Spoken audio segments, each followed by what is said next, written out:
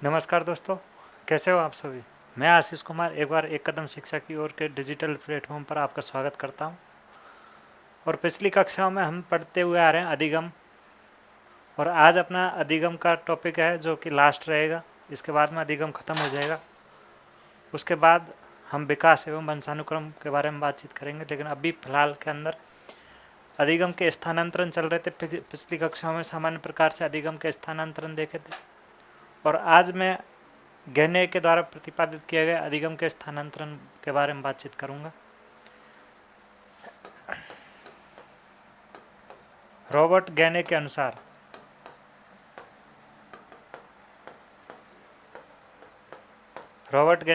अधिगम के प्रकार, इसमें 3 प्रकार बताए गए थे। रॉबर्ट गहने के द्वारा अधिगम स्थानांतरण के 3 प्रकार बताए गए थे। पहला था समांतर या पार्श्विक, समांतर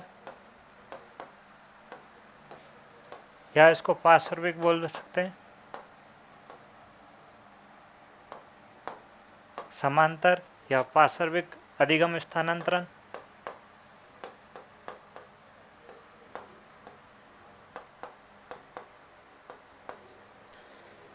दूसरा हो जाएगा अपने अनुलंबिक अधिगम स्थानांतरण।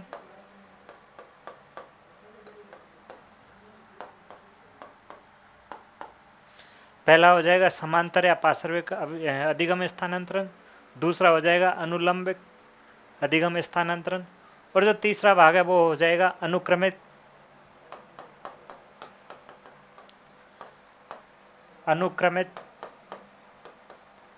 अधिगम स्थानांतरण।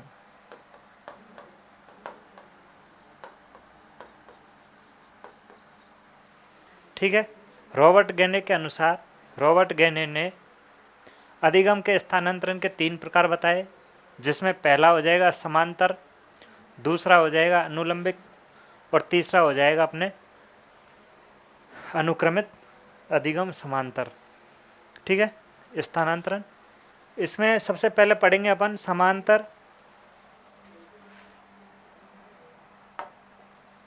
सबसे पहले देखेंगे समांतर।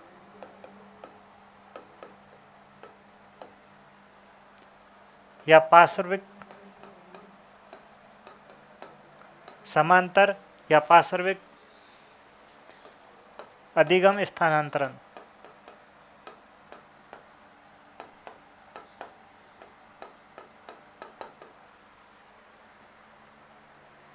इसमें क्या होता है कि जब किसी अधिगम संक्रिया का लाभ किसी समान स्तर की अधिगम संक्रियाओं में मिलता हो। कैसे? कि जब किसी अधिगम संक्रिया का लाभ किसी अन्य समान स्तर की संक्रियाओं में मिलता हो, तो उसे हम समांतर या पार्श्विक अधिगम स्थानांतरण कहते हैं। बात करता हूं कि जैसे कि कोई बालक है, उसने स्कूल के अंदर एक चीज़ सीखी, घटाना, यानी कि 8 में से यदि 2 गए तो कितने बचे? 6। ये चीज़ बालक ने स्कूल के अंदर सीखी। अब बालक इसी चीज़ को घर आकर के प्रयोग करता है कि उसके पास 8 लड्डू हैं, और उन 8 लड्डुओं में से 2 लड्डू बालक खा जाता है, तो बालक के पास कितने लड्डू बचते हैं? इस प्रकार की संक्रिया का मतलब ही ये होता है। संक्रिया के रूप में हम 4 शब्दों को प्रयोग में लेते हैं: जोड़, बाकी, गुना और भाग। ठीक है। कहने का मतलब है कि जब एक अधिगम संक्रिया का लाभ समान स्तर की दूसरी अधिगम संक्रिया में मिलता हो, तो उसे समांतर पार्श्विक अधिगम स्थानांतरण कहते हैं। और उसका उदाहरण मैंने आपको बता ही दिया कि किसी बालक के द्वारा स्कूल में घटाना सीखना, जैसे 8 में से 2 गए जब 6 बचते हैं, ये चीज़ बालक सीखता है, और सीखने के बाद में यदि वह घर आकर के उसके ऊपर प्रयोग करता है, उसको अपनाता है कि जैसे कि 8 लड्डू दिए और उन 8 लड्डुओं में से वह बालक 2 लड्डू खा जाता है, तो उसके पास कुल कितने लड्डू बचते हैं? 6। तो उसने जो स्कूल में सीखा उसी का उपयोग उसने घर पर कर दिया। ठीक है, ये तो हो जाएगा अपने कौन सा? समांतर पार्श्विक अधिगम। इसमें हम लिख लेते हैं पहले,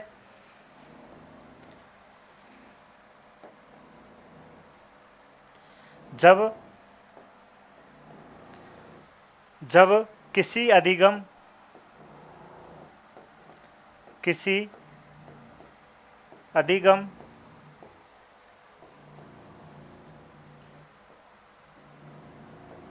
जब किसी अधिगम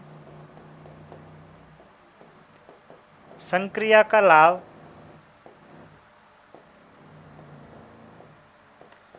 जब किसी अधिगम संक्रिया का लाभ समान स्तर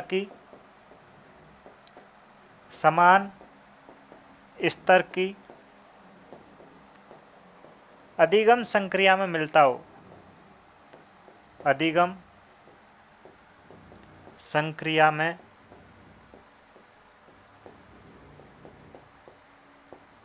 मिलता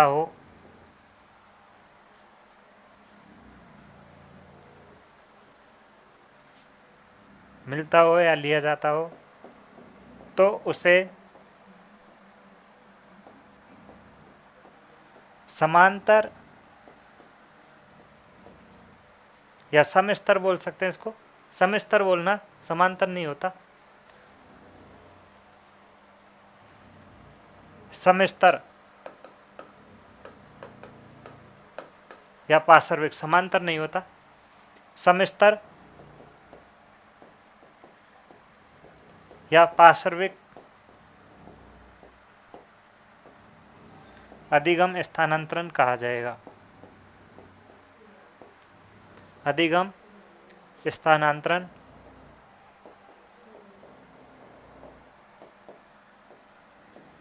कहा जाएगा। ठीक है, समय स्तर या पार्श्विक अधिगम स्तर की बात कर रहे हैं। इसमें मैंने बताया आपको कि जब एक ही अधिगम संक्रिया का उपयोग किसी उसके समान स्तर की अधिगम संक्रिया में किया जाता है तो उसे सम स्तर यानी कि समान स्तर। सम स्तर का अर्थ ही ये हो जाता है कि समान स्तर। ठीक है, इसके बाद में दूसरे अधिगम प्रकार की बात करते हैं तो वो हो जाएगा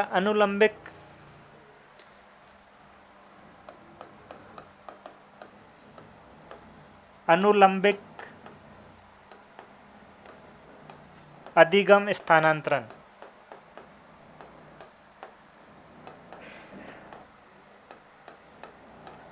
अनुलंबिक अधिगम स्थानांतरण, इसमें क्या होता है कि जब एक सामान्य अधिगम संक्रिया का उपयोग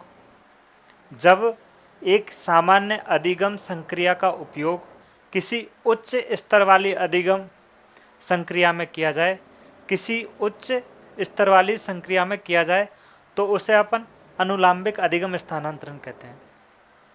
क्या कहा कि जब सामान्य अधिगम संक्रिया का उपयोग उच्च स्तर की अधिगम संक्रिया में किया जाए तो उसे अनुलंबिक कहते हैं, और जब सामान्य अधिगम संक्रिया का उपयोग उसी के समान अन्य किसी अधिगम संक्रिया में किया जाता है तो उसे समस्तर कहा जाएगा।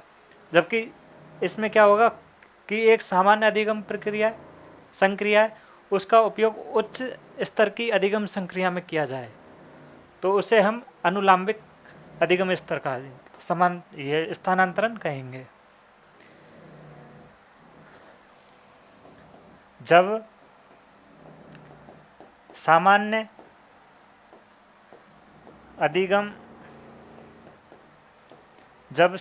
अधिगम संक्रिया का उपयोग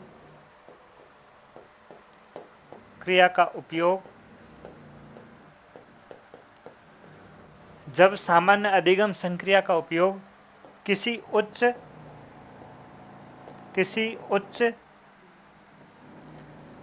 अधिगम संक्रिया में किया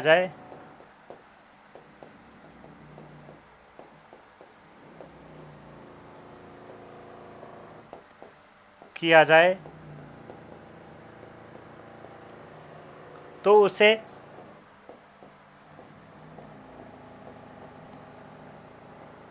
अनुलांबिक अधिगम स्थानांतरण कहेंगे।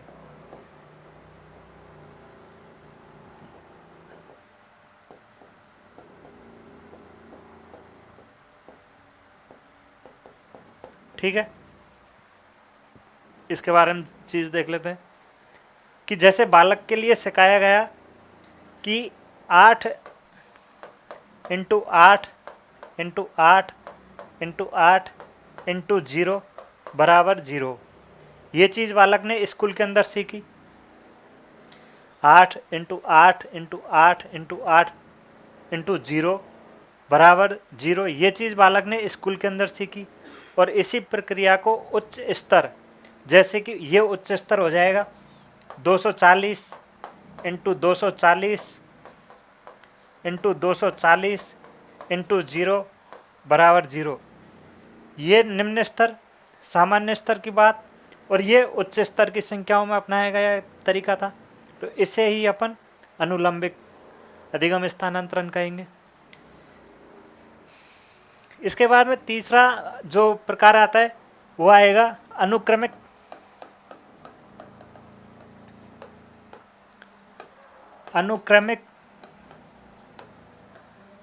अधिगम स्थानांतरण।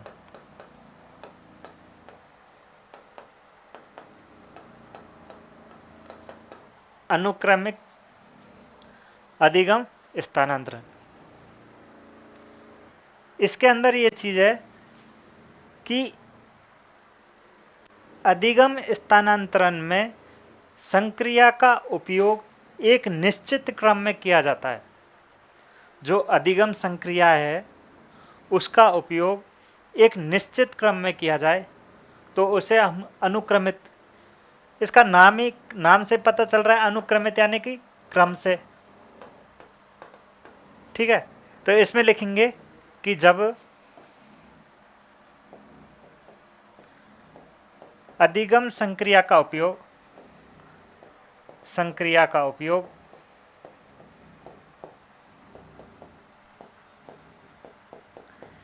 एक निश्चित क्रम में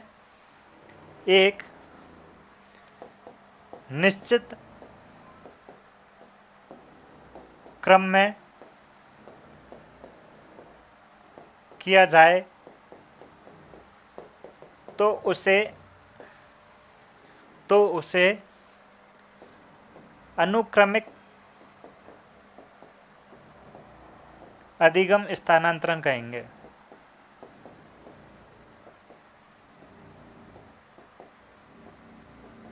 आ गई बात समझ कि जैसे कोई भी संक्रिया है उसका एक क्रम में उपयोग करना जैसे गणित के अंदर एक उदाहरण लेते हैं तो गणित में एक बोडोमोस का नियम चलता है ना।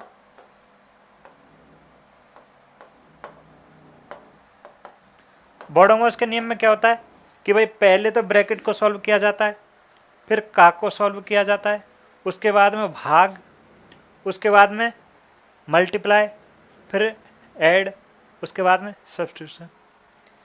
पहले भाग, फिर गुना, फिर बाकी और फिर जोड़, ये एक क्रम में होता है। या फिर कोई बालक सबसे पहले क्या सीखता है, जोड़,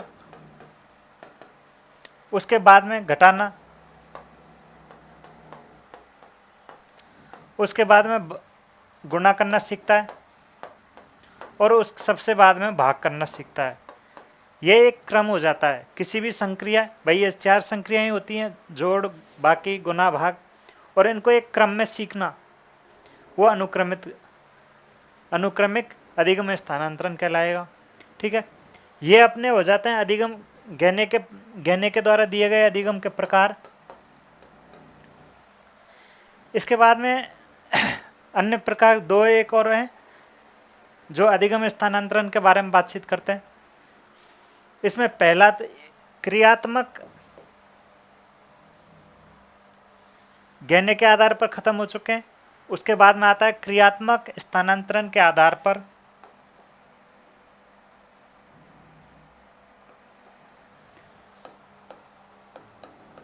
क्रियात्मक स्थानांतरण के आधार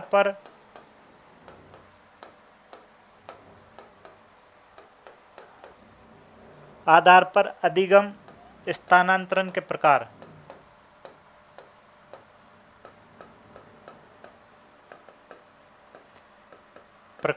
ठीक है। क्रियात्मक स्थानांतरण के आधार पर अधिगम स्थानांतरण के प्रकार, ये होते हैं 2 प्रकार के। इस आधार पर 2 प्रकार के होते हैं ये। एक तो हो जाएगा एक पक्षीय,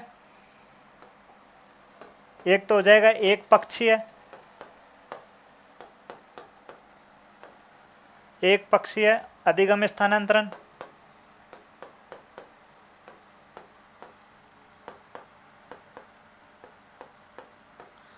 और जो दूसरा हो जाएगा द्विपक्षीय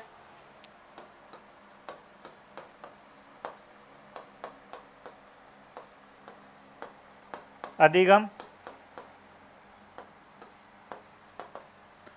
स्थानांतरण।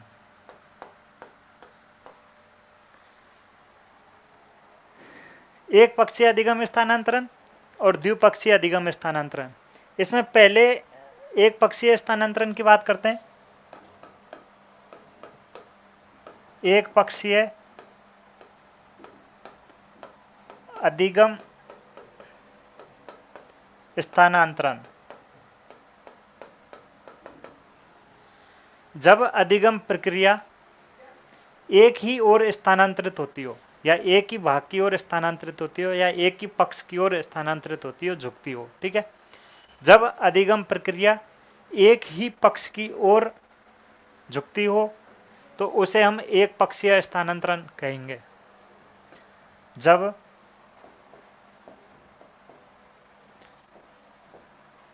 अधिगम प्रक्रिया एक ही पक्ष की ओर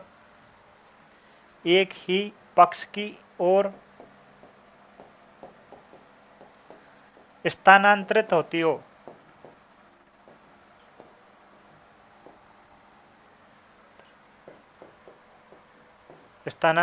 होती हो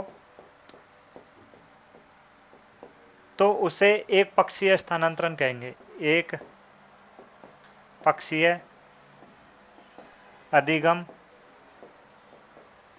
स्थानांतरण कहेंगे। कोई अधिगम प्रक्रिया वो केवल एक ही पक्ष की ओर झुक रही है तो उसे हम एक पक्षीय स्थानांतरण कहेंगे। जैसे केवल बाएं हाथ से लिखना या फिर केवल दाएं हाथ से लिखना, ये दोनों एक पक्षी, केवल और केवल एक पक्ष में हो। जैसे या तो बाएं हाथ से लिख लो, वो बाएं हाथ से लिखेगा, और केवल दाएं हाथ से लिख लो तो वो दाएं हाथ से ही लिखेगा, ठीक है। एग्जाम्पल में हो जाएगा केवल बाएं हाथ से लिखना या केवल दाएं हाथ से लिखना है।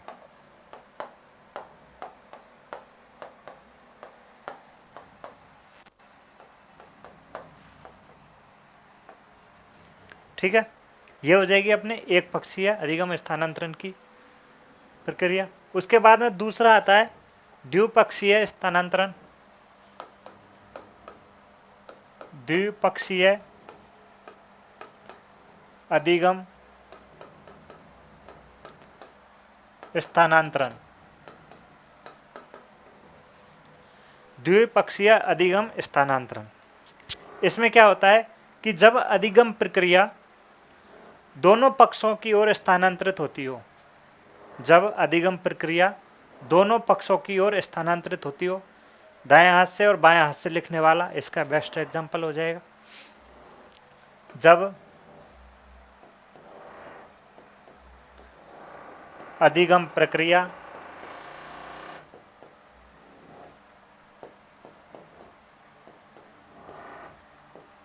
दोनों पक्षों में स्थानांतरित होती हो,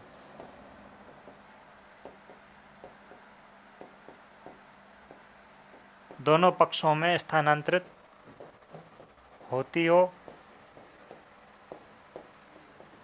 तो उसे द्विपक्षीय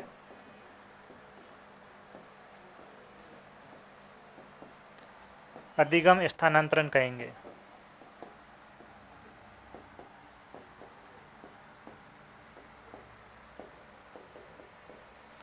ठीक है, जब अधिगम प्रक्रिया दोनों पक्षों में स्थानांतरित हो तो उसे हम द्विपक्षीय अधिगम। एग्जाम्पल के लिए बात करें तो दोनों हाथों से लिखना, बाएं या दाएं हाथों से लिखना, दोनों हाथों से लिखना, यह अपने द्विपक्षीय अधिगम प्रक्रिया हुई। यहाँ पर अपने अधिगम के स्थानांतरण जितने भी प्रकार थे वो पूरे होते हैं। उसके बाद में हम बात करेंगे अधिगम को प्रभावित करने वाले कारक।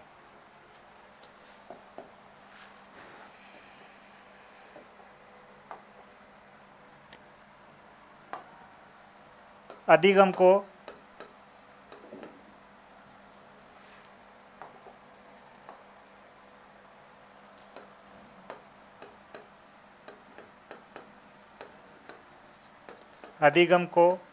प्रभावित करने वाले कारक।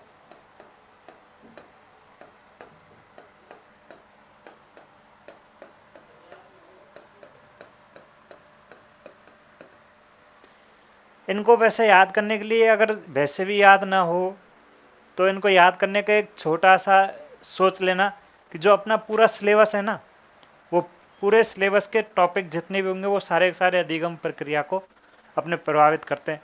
जैसे अपन देखते हैं कि भाई कारक हैं, इसको सबसे पहले कौन सा अपने अधिगम में कौन सी यूनिट है, इस रीट के जो सिलेबस है उसके अंदर कौन सी यूनिट आती है, वातावरण और वंशानुक्रम। तो पहला तो अपने यही हो जाएगा, वातावरण।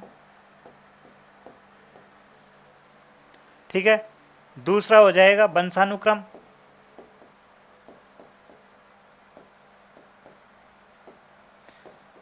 पहला वंशानुक्रम हो जाएगा, दूसरा वातावरण। इनके बारे में हम आगे डिटेल से पढ़ेंगे तो यहाँ पर बताने की कोई ज़रूरत है नहीं। इनका अपने को सिर्फ नाम ही नाम याद रखने के कौन कौन से प्रभाव डालते हैं अधिगम पर, और इसके जितने भी होंगे इनको हम आगे देख लेंगे पूरे हैं। ठीक है, पहला हो जाएगा वंशानुक्रम, दूसरा हो जाएगा वातावरण, तीसरा हो जाता है व्यक्तिगत भिन्नताएं, तीसरी है व्यक्तिगत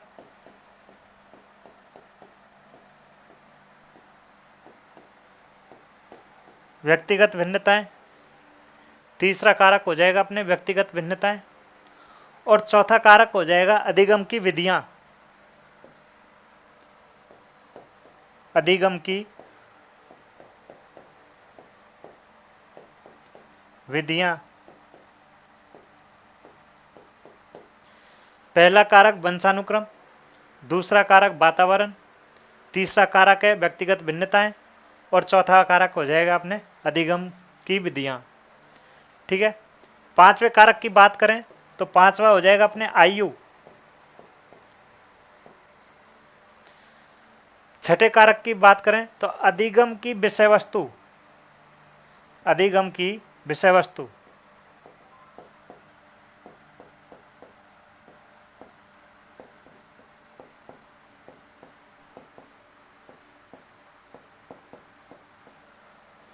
ये अपने छठा कारक हो जाता है। सातवां जो कारक अपन लेते हैं वो है बुद्धि। भाई अधिगम को बुद्धि भी प्रभावित करती है।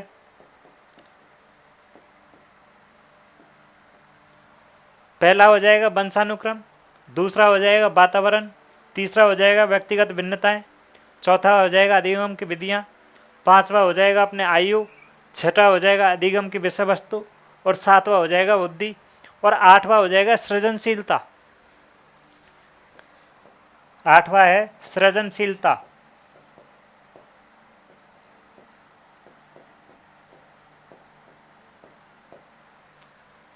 ठीक है, आठवां कारक हो जाएगा अपने सृजनशीलता, और जो नौवां कारक है वो है पूर्वाग्रह। 9वां कारक हो जाएगा पूर्वाग्रह। ठीक है, इसके बाद में आगे बात करते हैं। 9 कारक हमने देख चुके हैं। उसके बाद में 10वां कारक आ जाएगा मनोग्रंथियां।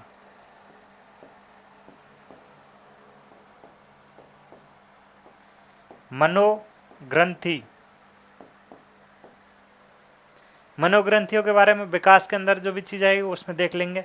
ठीक है, उसके बाद में आते हैं शिक्षण सहायक सामग्री। शिक्षण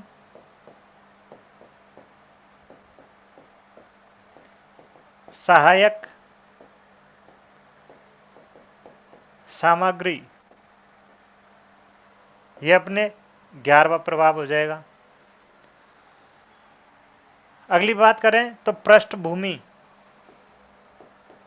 पृष्ठभूमि, अब पृष्ठभूमि से कैसे समझोगे कि पीढ़ी दर पीढ़ी एक सैनिक होना, फौज का सैनिक होना या फौज में होना, पीढ़ी दर पीढ़ी, तो वो चीज़ भी पृष्ठभूमि के अंदर आ जाएगी जो कि प्रभावित करती है अधिगम को। पीढ़ी दर पीढ़ी, पीढ़ी दर पीढ़ी फौज में होना।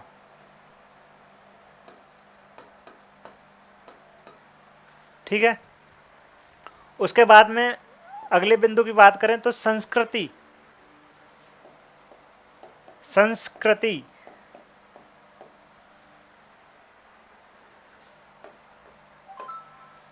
उसके बाद में बात करें तो एक शिक्षक भी अधिगम को प्रभावित करता है।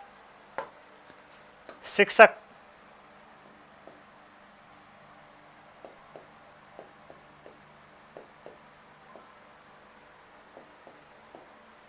मनोग्रंथियां, शिक्षक शिक्षण सहायक सामग्री हो जाएंगी। उसके बाद में पृष्ठभूमि भी हो जाती है। उसके बाद में संस्कृति हो जाएगी और फिर शिक्षक आ जाएगा। शिक्षक के बाद में आ जाएगी कंपनी। कंपनी यानी कि अपन बोलते हैं ना कंपनी देने, यानी कि साथ सहपाठी या फिर साथ रहने वाले, कंपनी, मित्र मंडली वगैरह जो भी है वो सारी सारी कंपनी के अंदर आएंगी। 15 कंपनी। उसके बाद में आता है साहित्य का साहित्य, साहित्य का प्रभाव। साहित्य का प्रभाव, यह भी अधिगम को प्रभावित करेगा। उसके बाद में आता है सिनेमा घर। सिनेमा घर भी शिक्षण को प्रभावित करते हैं। सिनेमा घर। और अगला देखते हैं पुनर्बलन या अभिप्रेरणा, सबसे इंपॉर्टेंट, यह सबसे ज्यादा अधिगम को प्रभावित करता है।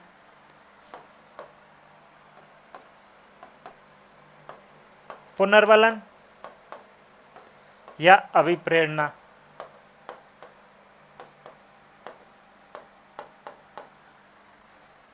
ठीक है, अगली बात करें तो एक होता है परिपक्वता।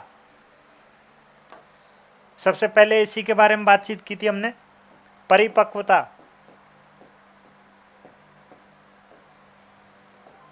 ये 18-19 कारक है जो अपने अधिगम को प्रभावित करते हैं। यहाँ पर अपने अधिगम वाली यूनिट है जो पूरी होती है। इससे संबंधित किसी भी प्रकार का जो भी सवाल है पूरी यूनिट से संबंधित, तो आप कमेंट में लिख देना, उसको देखा जाएगा। उसके बाद में आपके सारे सवालों का जवाब दे दिए जाएंगे। इसके बाद में मिलते हैं दूसरी यूनिट के अंदर जो कि अपन पढ़ेंगे वातावरण वंशानुक्रम। ठीक है, जब तक के लिए धन्यवाद।